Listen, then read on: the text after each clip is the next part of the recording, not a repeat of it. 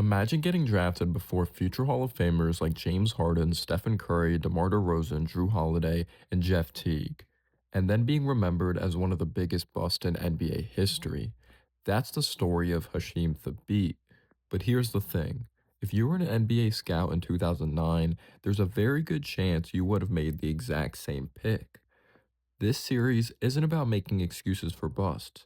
It's about respecting just how good these players actually were and understanding why NBA teams believed they could become stars. Because hindsight is easy, scouting isn't. The basketball world in 2009. Before we judge the pick, we have to erase everything we know about today's NBA. This wasn't a league obsessed with spacing. This wasn't a league where every center had to shoot threes. This was still the era where dominant defensive centers could completely change franchises. Think about the value of guys in the draft like Dwight Howard, Tyson Chandler, Andrew Bogut, and Marcus Camby during this time. Every team wanted a rim protector, and then comes this, a legitimate 7'3" center with elite mobility, a massive wingspan, incredible timing as a shot blocker, and back to back national Defensive Player of the Year awards. That player doesn't grow on trees. Now you look at the scout's eye. Now let's watch him. Not like a fan, forget points, forget future All Stars, just evaluate the prospect. First possession. He's covering mistakes before they happen. Look how quickly he rotates. Notice how guards hesitate to even enter the paint. That doesn't show up in a box score. That's fear. Now watch him in transition. For someone who's 7'3", he's moving. His hips aren't stiff. His stride eats up the floor. That's rare. Now defensively, his timing wasn't just good, it was elite.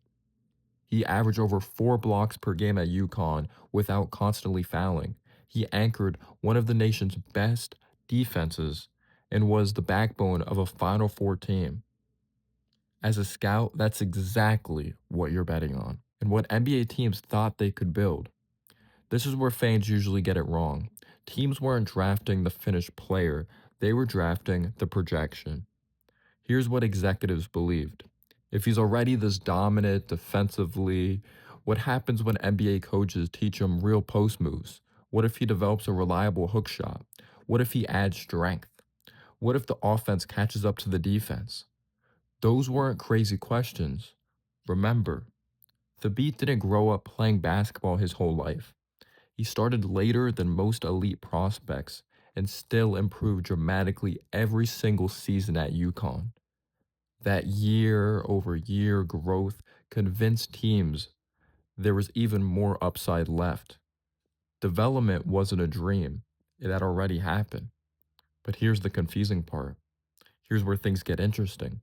Even in 2009, not everybody agreed. Some scouts absolutely loved the beat. Others saw major warning signs. The biggest concern?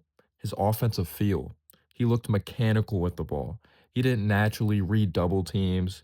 He wasn't someone you could throw the ball to and expect a basket.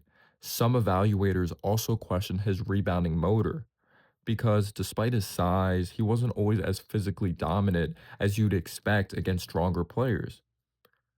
Those concerns turned out to be real. But here's the important part. Those concerns didn't erase his upside. They simply made him one of the most polarizing prospects in the draft. Now, thinking why Memphis chose him, you put yourself in the Memphis Grizzlies front office. You already have young scorers. You need defense. You need size. You need someone who protects the rim for the next decade. Their general manager even called him the best defensive center the franchise had ever had and believed a player with that combination of size and defensive ability was simply too rare to pass up. To them, this wasn't reaching. This was filling the most valuable defensive position in basketball. So, what went wrong? Here's the hardest lesson in scouting: physical tools are only part of becoming an NBA star.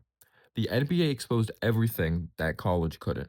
Players were stronger, faster, smarter. Pick and roll offenses forced them to make split second reads. Centers pulled them into uncomfortable situations. And offensively, the skill development everyone hoped for never fully arrived. The projections stopped. Now, today, fans laugh because he was drafted ahead of Harden and Curry. That's hindsight. Back then, Thabeet wasn't viewed as some shocking reach. He was almost universally projected in the top three because teams believed elite size, mobility, and rim protection were worth betting on. The NBA has always been about projection. Sometimes you project correctly, sometimes you don't. That doesn't mean the evaluation was irrational. Hasheem Thabeet isn't just a bust. He's a reminder of how difficult scouting really is, because every draft pick is a gamble between what a player is and what you believe he can become. Sometimes the future never arrives, but that doesn't erase how incredible the prospect once looked. Next episode, we'll look at another player fans love to call a bust and ask the same question: were NBA scouts actually wrong, or are we just judging with hindsight?